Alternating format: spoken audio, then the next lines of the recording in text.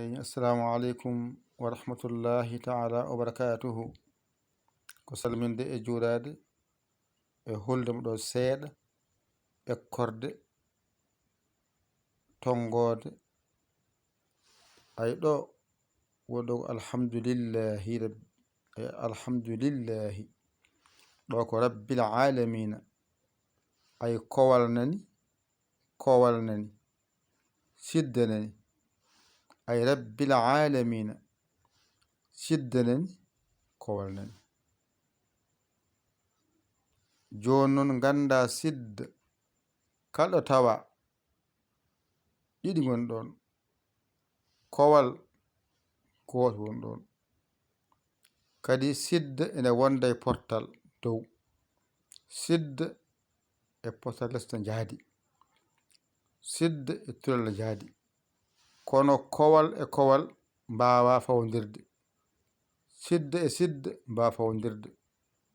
sidda e kowal fawdirta yeru mum ay sawi ahmadu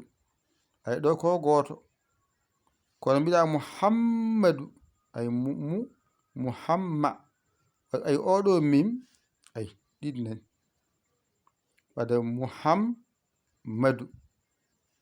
ɗo no mbiya muhammadu ɗo ko ɗiɗi gonɗo oɗo woni sidda o oɗo fawi dow he ay wayi hono ay dani ayde wona yide ɗo tan teskoɗa aɗa moƴƴi tan jangdema ma yawa ganda kowal nani sidda nani fof ko a tan wonata ko a tan yahata ɗon nani sidda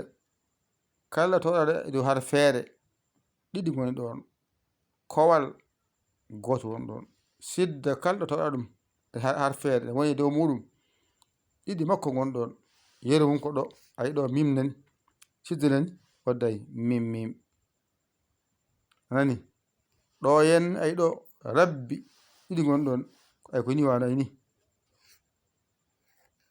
ay rabbi watta tan ni tan raɓɓiɗi watta ni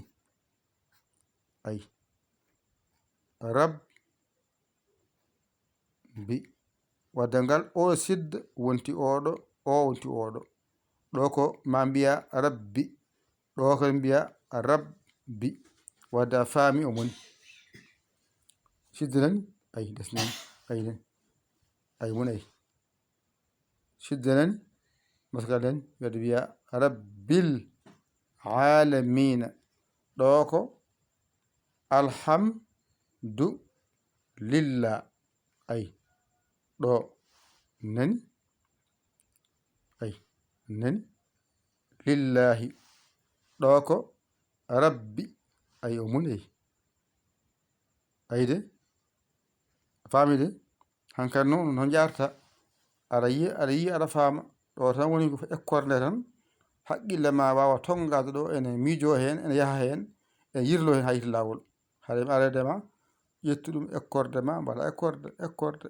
ekkorde yo Allah wallu yo Allah newnu yo Allah ren ko musidɗo moon